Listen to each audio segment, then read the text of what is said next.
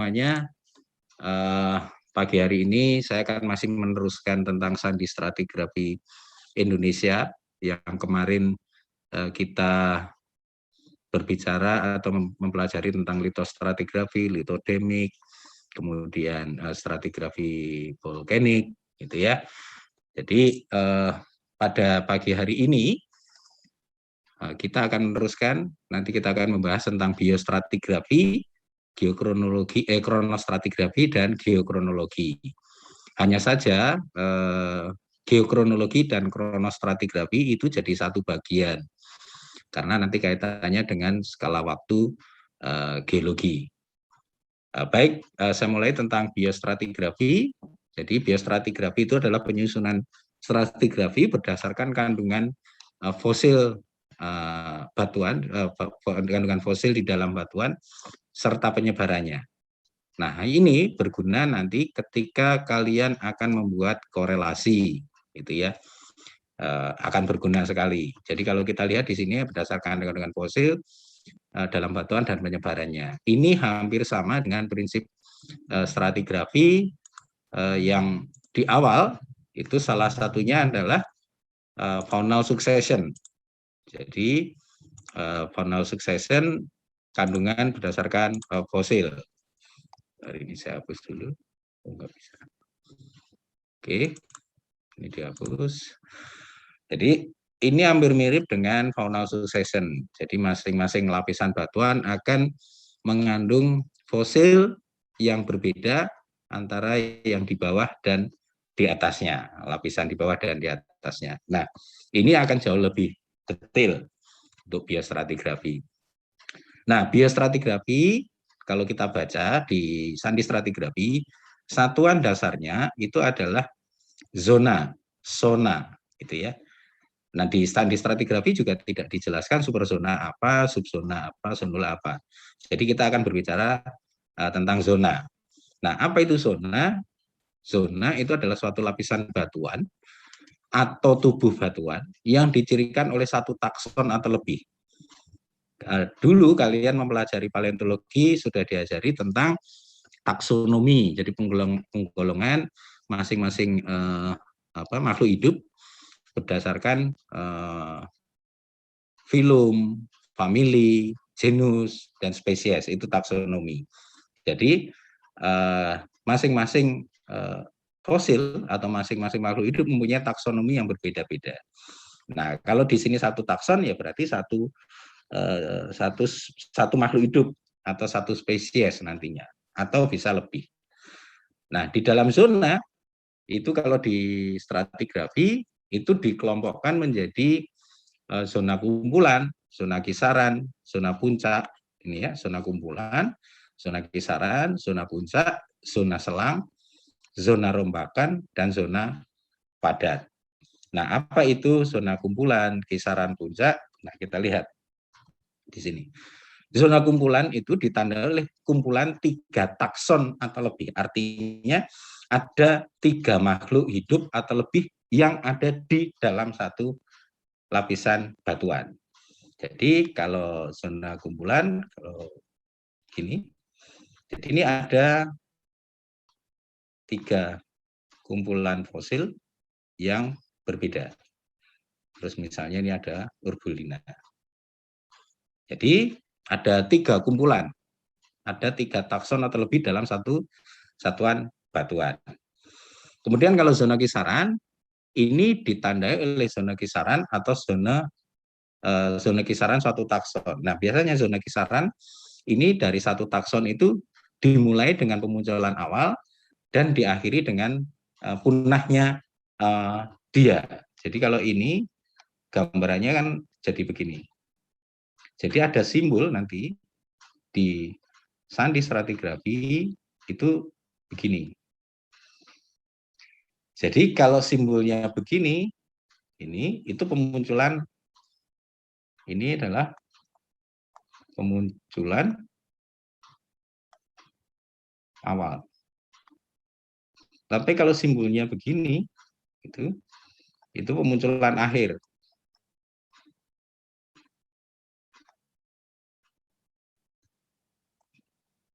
atau punah.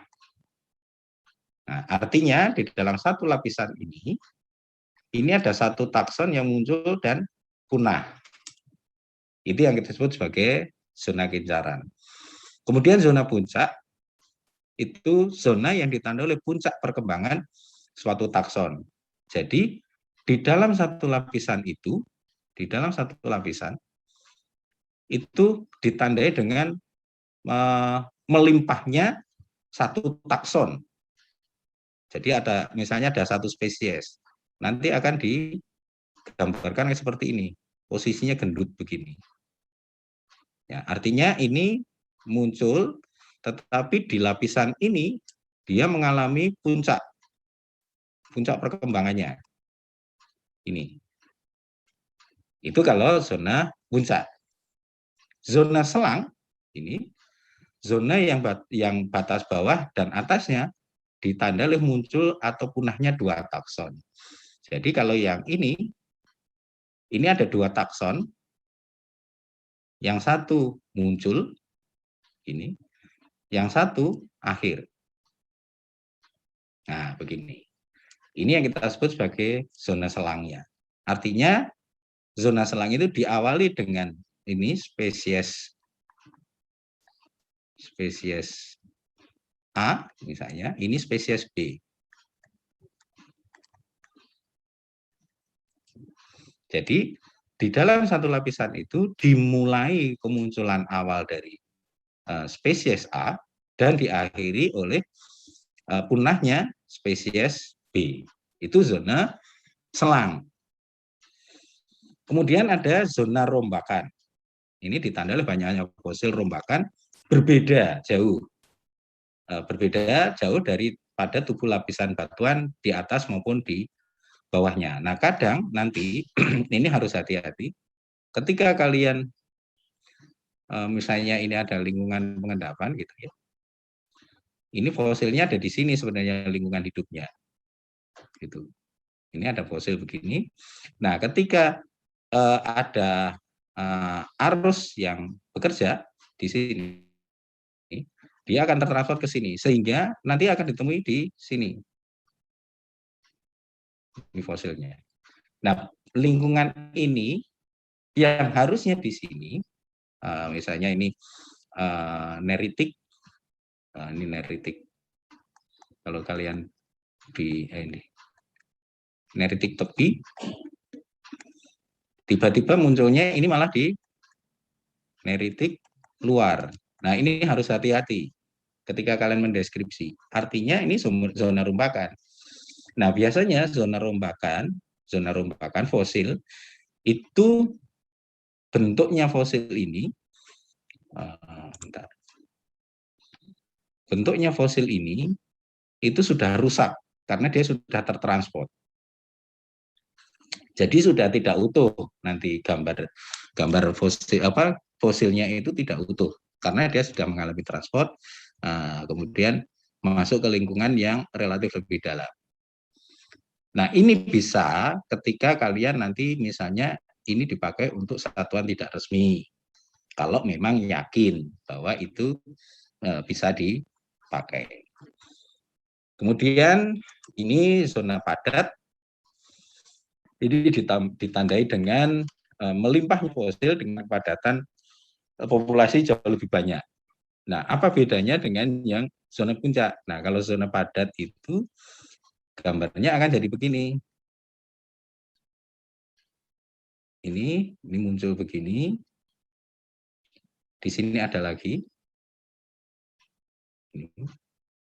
Di sini ada lagi.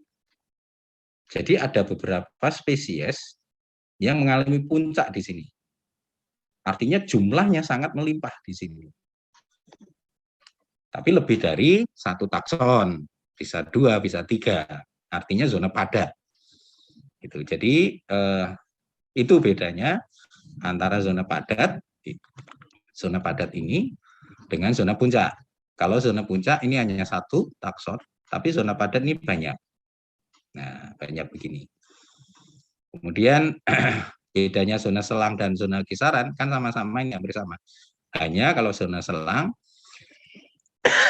itu dimulai munculnya salah satu spesies dan diakhiri oleh punahnya spesies yang lain. Kalau zona kisaran ini satu spesies muncul sampai akhir.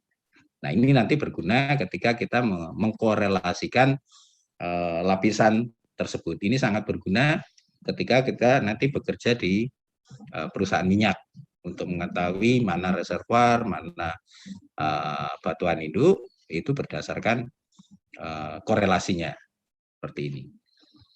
Nah, ini sama. Jadi kalau kalian perhatikan gambar-gambar ini, nah kadang kalau kalian perhatikan nanti di fosil, baik kalau baca bukunya Postuma, itu kadang munculnya itu begini, dimulai begini, kemudian garis tegas, terus kemudian. Artinya ini munculnya jarang, artinya jumlahnya tidak banyak. Dimulai ini jumlahnya tidak banyak, gitu ya. Nah, di sini mulai banyak, tapi nggak sampai puncak. Terus kemudian ini habisnya, punahnya itu secara perlahan-lahan. Ini secara perlahan-lahan. Akhirnya di sini dia habis. Nih, dia habis. Nah, artinya kalau seperti ini, kalau kalian perhatikan, di sini sudah muncul spesies yang lain, ini spesies yang lain, spesies yang lain, spesies yang lain, ini menjadi zona kumpulan. Karena ini terdiri oleh banyak spesies. Di sini banyak spesies. Nah, di sini zona kumpulan, tapi masih bisa dibagi menjadi subzona A, subzona B, subzona kumpulan A, subzona kumpulan B. Karena apa? Di sini muncul ini pemunculan awal, ini pemunculan akhir. Sehingga ini masih bisa dibagi. Nah, kalau seperti ini, zona kumpulan A, ini banyak juga gini, tetapi hanya ada pemunculan awal. Jadi tidak bisa dibagi menjadi subzona. Ini kalau kumpulan. Seperti ini. Nah, ini yang tadi saya ceritakan zona kisaran. Kalau kalian perhatikan di sini, nah ini di sini, ini pemunculan awal, ini ya. Ini pemunculan awal, ini pemunculan akhir. Pemunculan ini mulai muncul, gitu ya. Sini zona kisaran, ini pemunculan awal, pemunculan akhir. Nah, terus Pak, bagaimana nariknya ini, batasnya, narik batasnya, ini kan ada pemunculan awal di sini. Sementara ini pemunculan awal di sini. Ini di sini, ini di sini. Kenapa kok tidak ditarik di sini, Pak? Gitu. Ininya, garisnya. Nah, kalau seperti ini, carilah pemunculan awal yang paling akhir, kemudian carilah juga pemunculan punahnya itu paling awal. Jadi, kalau kalian, saya pengen konfirmasi dulu, ketika kalian praktikum dulu, praktikum paleontologi, ini ya, kalian kan disuruh membuat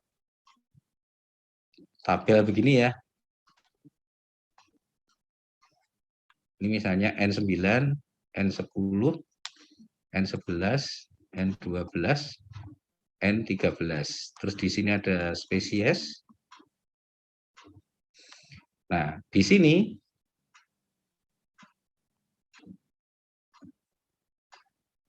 ini nama spesiesnya, misalnya Globirotalia. Globirotalia itu singkatannya GT. Jadi saya kalau nyebut GT itu singkatan dari Globirotalia. Kalau saya nulis GA, itu singkatan dari Globigerina. Kalau saya nulis GS, itu namanya adalah Globigerinoides. Kalau SPH, itu adalah Spirochinella. Kalau O, itu adalah Torbulina. Ya. Nah, dulu ketika kalian praktikum paleontologi disuruh membuat begini ya. Ini Globirotalia tumida, gitu. Globigerinoides immaturus. Terus kemudian ini ada Urbulina universa. Kemudian kalian ambil di chartnya, di postuma narik begini. Terus yang ini narik begini. Yang ini narik begini. Gitu ya, waktu praktikum? Iya, Pak. Ya, ini saya ulang aja nih gambarnya biar kelihatan. Ini saya kasih warna merah, ini chartnya warna merah, ini chartnya warna merah. Nah, terus bagaimana membuat umurnya kan gitu. Kalau kita menggunakan zona kisaran, ini harus ada pemunculan awal dan pemunculan akhir yang pasti, satu takson. Tetapi ini kan tidak pasti semua ini. Ini ya pemunculan awal, pemunculan akhirnya tidak pasti. Nah, bagaimana menariknya? Kita cari dulu pemunculan yang paling akhir. Ini kan mulai muncul Globigerindes immaturus di N9. Orbulina universa di N9. Globorotalia tumida mulai muncul di N10. Oh, berarti kita ngambilnya adalah pemunculan awal yang paling akhir. Jadi kita melihatnya yang ini, kita tadi dulu. Ini. Terus kemudian carilah punahnya yang paling awal. Ini kalau kita lihat Globorotalia tumida, ini kan menerus sampai sini. Kemudian Globigerindes immaturus menerus sampai sini. Ini kan punahnya di sini dan di sini. Sedangkan Urbulina universa itu punahnya di sini. Jadi carilah punahnya yang paling duluan. Kalau punahnya paling duluan, berarti kita tarik yang di sini. Nah, umurnya satu lapisan ini di dalam satu lapisan batuan itu adalah yang ini umurnya. Jadi umurnya kalau seperti ini kita memakai zona selang ini menggunakan aplikasi zona selang. Ini ada artinya di batuan ini umurnya adalah N10 sampai N12. Begitu kalau kita penggunaan apa namanya penentuan umur dengan menggunakan zona selang seperti ini. Kalau zona kisaran kita harus tahu seperti ini, pemunculan awal dan pemunculan akhir. Ini kisarannya paling panjang. Nah, nanti kalau misalnya ada lagi begini, kita bikin lagi ya. Ini contoh pemakaian zona selang. Ini contoh ya. Ini contoh nomor 1. Ini contoh nomor 2. Ini di sini spesies. Ini sama misalnya N9, N10, N11, N12, ini N13. Sini ada spesies. Misalnya sama, ini Globorotalia tumida, kemudian Globigerinoides immaturus, terus kemudian ada Urbulina universa, atau Sparedenilla dehiscens misalnya. Dehiscens. Ini sama, misalnya kalian tarik begini, pakai merah aja biar kelihatan. Ini umurnya kisarannya di sini, terus kemudian Globigerindes immaturus begini, Urbulina universa ini adalah begini, tetapi kalau misalnya Sparedenilla subdehiscens, misalnya kisarannya adalah begini.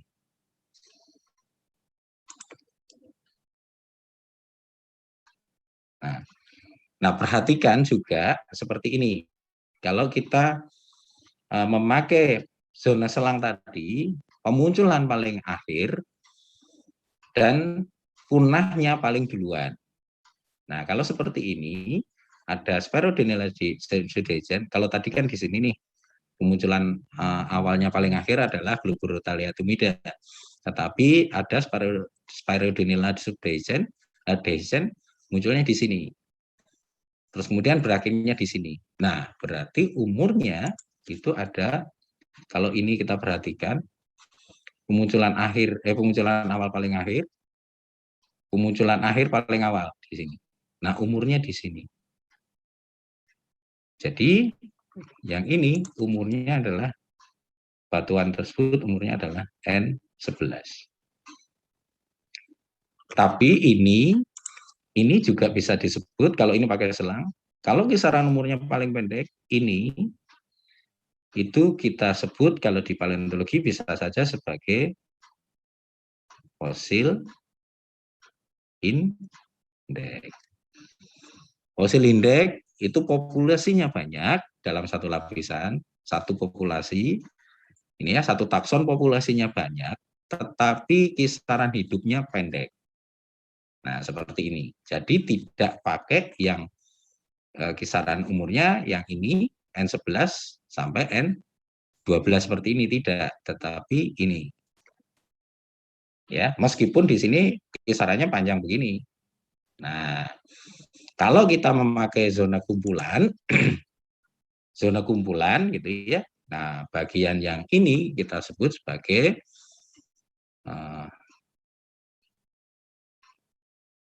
misalnya ini, saya pakai ini. Nah, ini ya kita sebut sebagai yang kuning gitu ya. Kuning ini yang saya blok kuning, ini zona kumpulan. Karena lebih dari 2 takson. Ini sama, di sini yang kuning itu adalah zona kumpulan.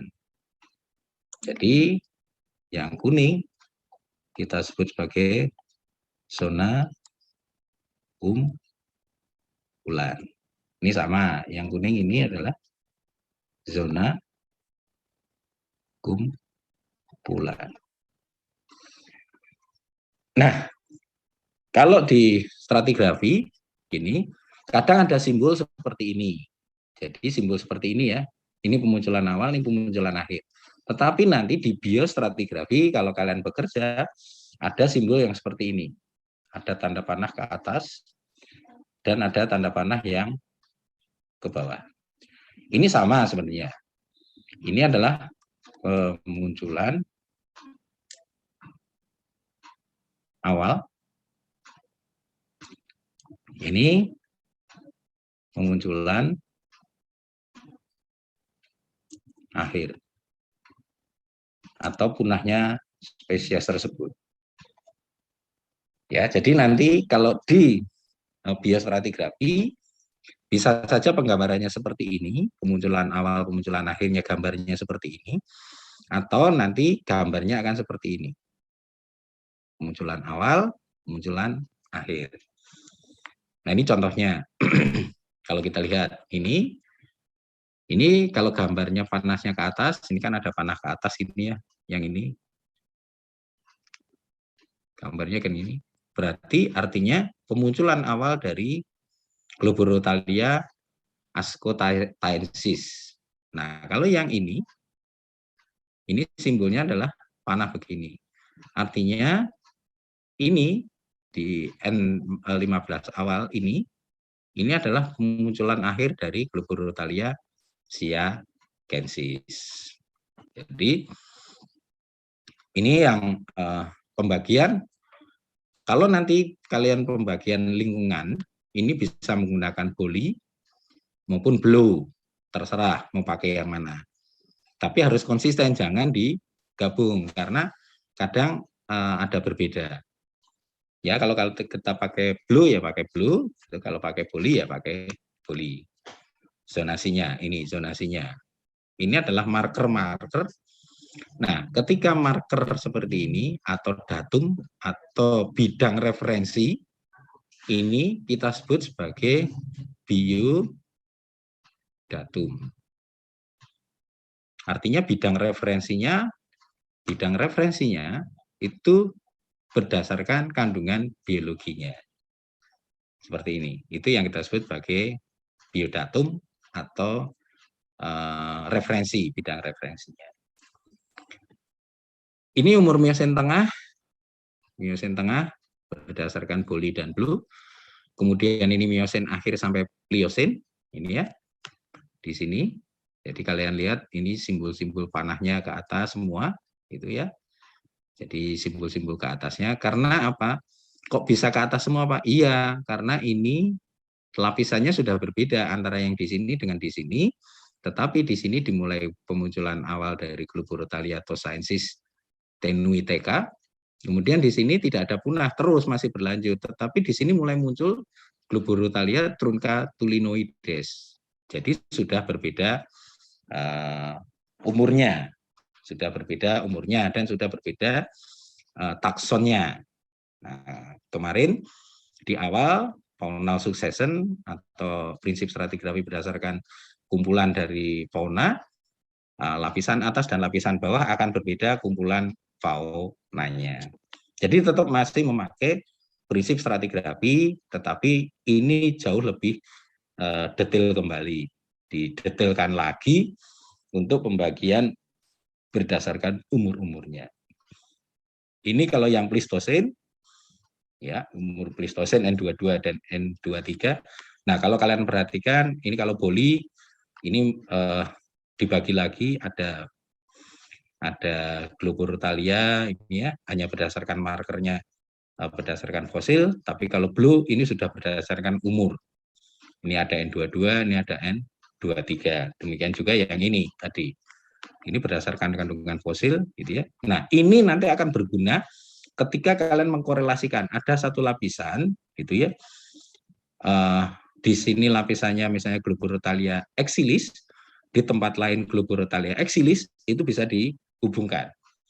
Meskipun misalnya begini, nanti ini ya, ini di tempat lain gitu ya, misalnya ini kalian LP1, ini LP2, di sini batu pasir sangat halus, ini munculnya misalnya tadi apa tadi?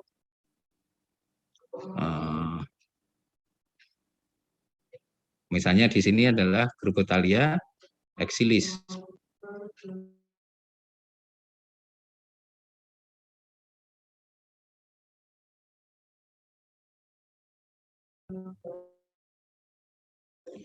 Nah, di sini batu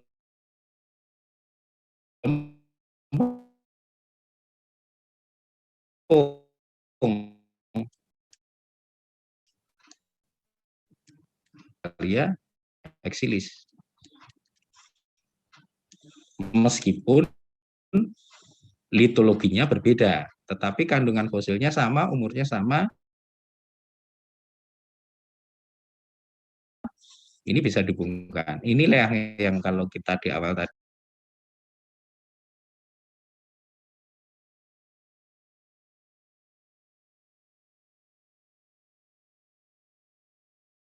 lebih tua fosilnya. Kalau misalnya kalian nanti bekerja di perminyakan, gitu ya, ketika kalian ngebor, misalnya kita bor, gitu. Ini, di sini ada lapisan-lapisan. Ini saya batu lempung, batu pasir, napal.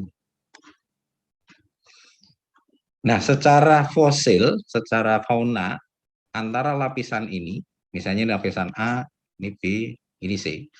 Secara kumpulan fosil, lapisan A akan berbeda dengan lapisan B dan lapisan C. Tetapi kadang di pemboran, ketika di sini ada fosil begini, di sini hanya fosil begini, yang di sini fosilnya Globirotalia misalnya, simbolnya begini. Ketika kalian mengangkat cutting ini ya, waktu pemboran, ini ada cuttingnya naik, kadang karena cutting itu adalah ketika kalian mengebor, itu batuannya digerus sampai halus. Jadi nanti yang naik itu hanya pecahan-pecahan. Nah, ketika pecahan-pecahan gitu ya, ada fosilnya. Yang harusnya fosil di sini itu jatuh di sini. Nih, ketika kalian mengangkat cutting yang ini, yang napal ini, itu terikutlah fosil ini. Nah, fosil bulat ini, Orbulina, dengan ini kan sudah berbeda.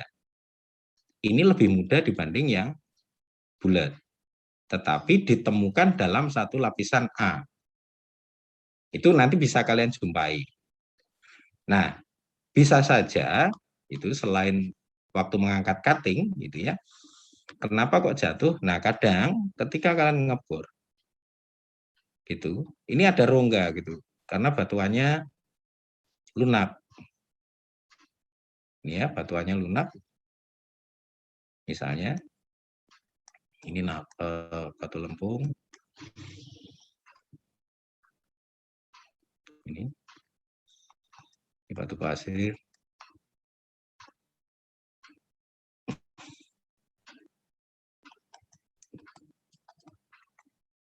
Kenapa? Ini lapisan A, misalnya B, C, D. Di sini ada fosil begini. Nah, di sini ada fosil bulat. Nah, batu lempung itu lunak. Ketika dibor, ini akan bentuk caving, runtuh. Nah, runtuhan-runtuhan ini kan jatuh ke sini ya, ke bawah gitu. Artinya apa? Ada fosil juga yang ini jatuh ke sini, di sini. Nah, ketika kalian mengangkat cutting ini terikut juga. Nah, hati-hati ketika nanti ada fosil di lapisan A yang kisaran umurnya ini berbeda sekali dengan yang fosil ini. Jauh sekali, ini umurnya kan lebih muda dibanding ini. Nah, itu bisa saja seperti itu kasusnya. Kalau ini ya, jadi cutting maupun caving tadi, kalau ini dari cutting, jadi ketika air sirkulasinya berhenti gitu ya, ketika nyabut pipa atau nambah pipa, itu kan airnya akan berhenti gitu. Nah, itu ada fosil yang jatuh. Kalau ini caving, ada rongga. Nah, rongganya ya ini.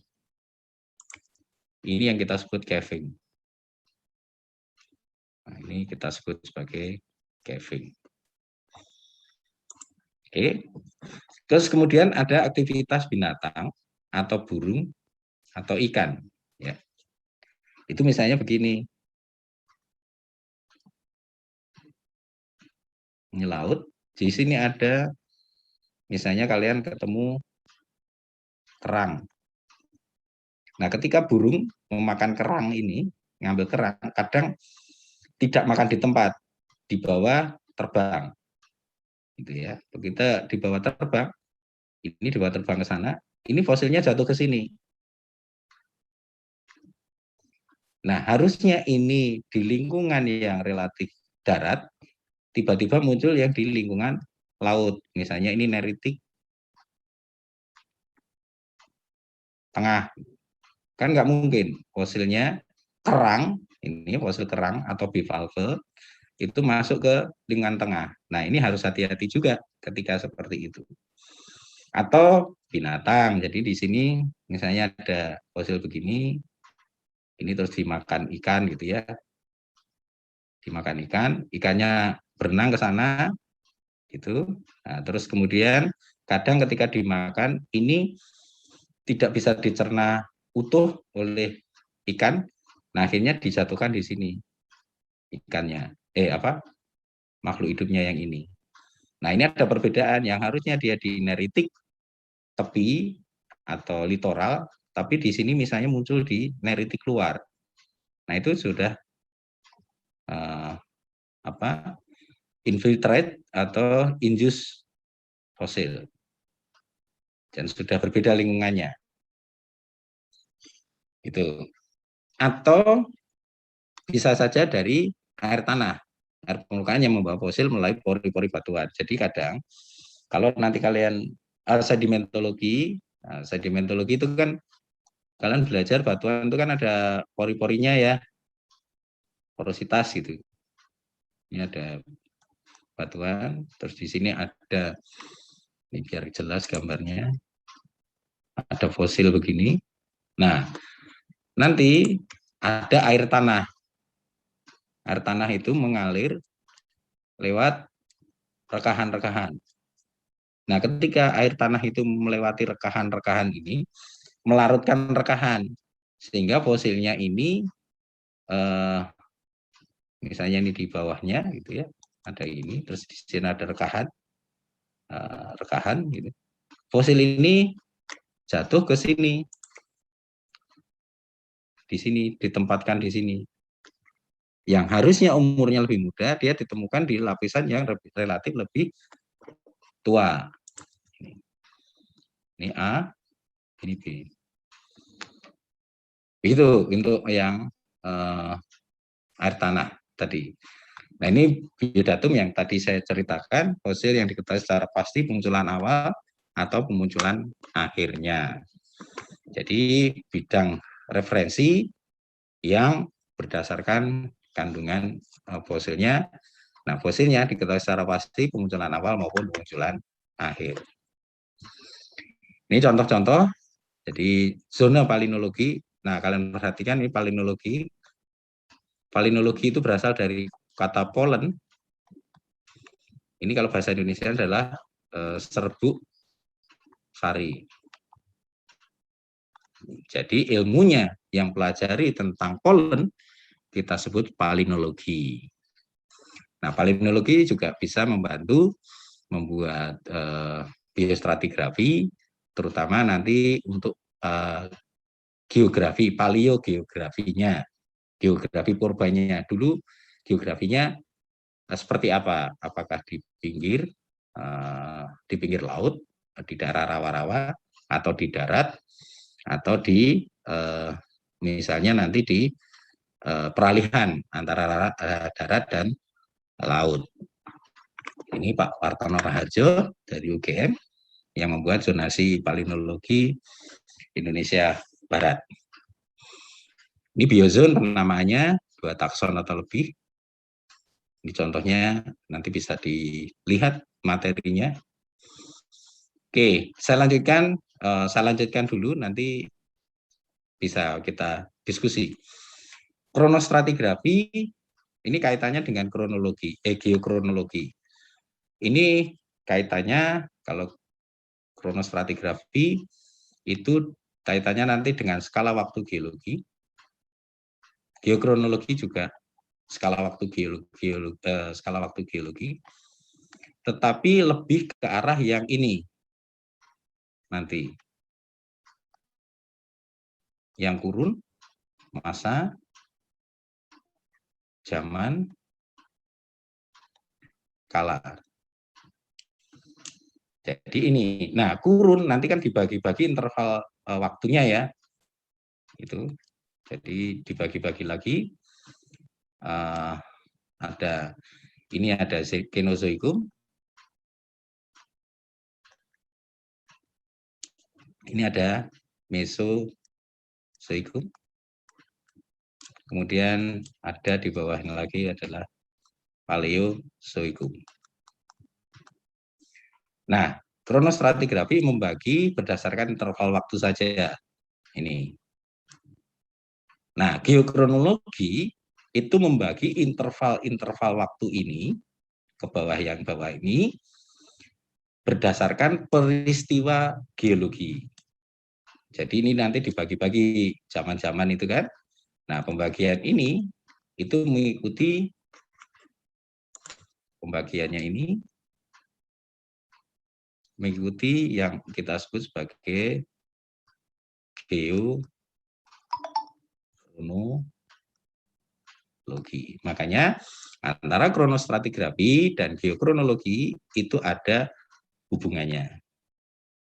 Nah ini, jadi kalau berdasarkan sandi stratigrafi ini, ya bandingannya kalau di skala sandi stratigrafi di internasional memakai ionotem, eratem, sistem, seri, dan jenjang. Nah kalau di Indonesia, ionotem ini sebanding dengan kurun, ionotem ini sebanding dengan kurun, eratem sebanding dengan masa, sistem berbanding dengan zaman, seri berbanding dengan kala, jenjang sebanding dengan umur. Ini tingkatan stratigrafi ya ini. Nah, Yang ini tadi yang saya ceritakan, inilah yang kronostratigrafi. Nah, yang ini, pembagian yang ini ke bawah, berdasarkan peristiwa geologi, itu yang kita sebut sebagai geokronologi. Jadi, geokronologi, kronostratigrafi ini dibagi berdasarkan peristiwa-peristiwa geologi. Ini kaitannya antara kronostratigrafi dan geokronologi. Nah, ini geokronologi pembagian waktu geologi berdasarkan peristiwa geologi. Nah, interwaktunya berdasarkan geokronologi. Nah, cara penentuannya ini ya, bisa menggunakan radiometrik atau radio dating.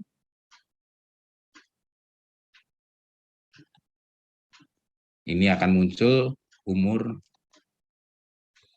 absolut.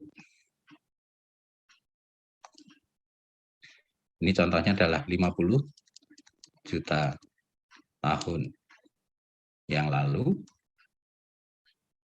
Kemudian umur itu bisa juga menggunakan relatif.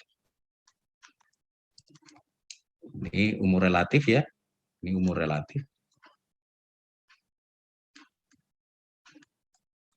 Ini berdasarkan fosil. Munculnya nanti ini Miocene awal, nih contoh. Seperti kalian lihat di sini. Di sini kalau kalian perhatikan paling kanan itu ada angka-angka. Ini umur absolut.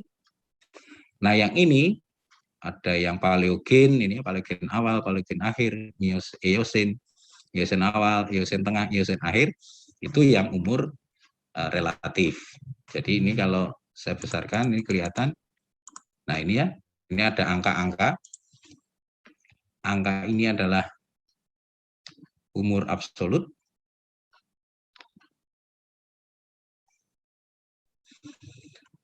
Nah, sedangkan yang ini, yang biru, yang Miocene tengah, Miocene akhir ini adalah umur relatif. Seperti itu.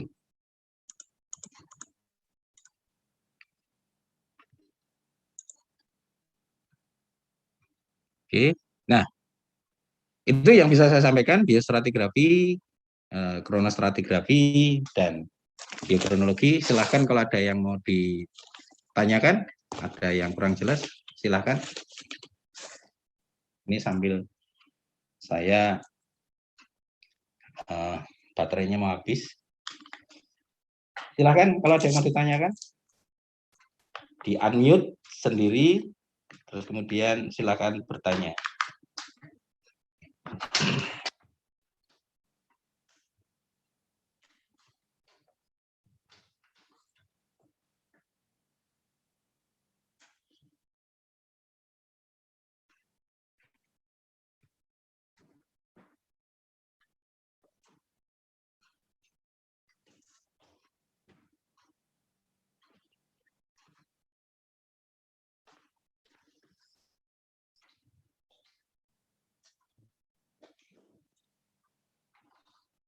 Silakan kalau ada yang mau ditanyakan.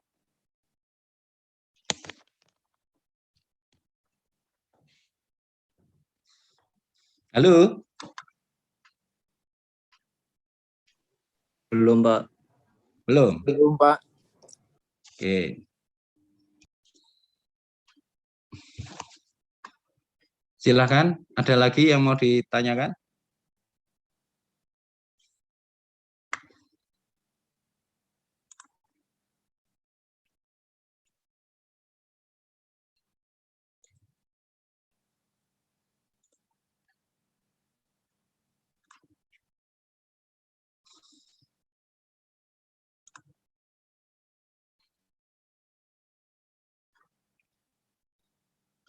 Cukup jelas?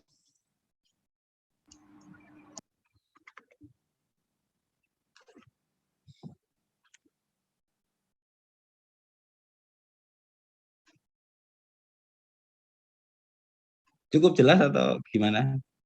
Belum? Pak. Ya. Oke. Mas Pak.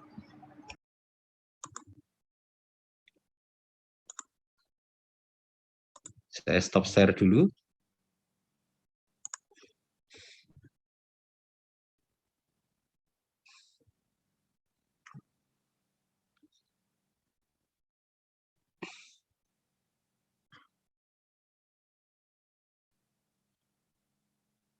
Nggak ada ya? Kalau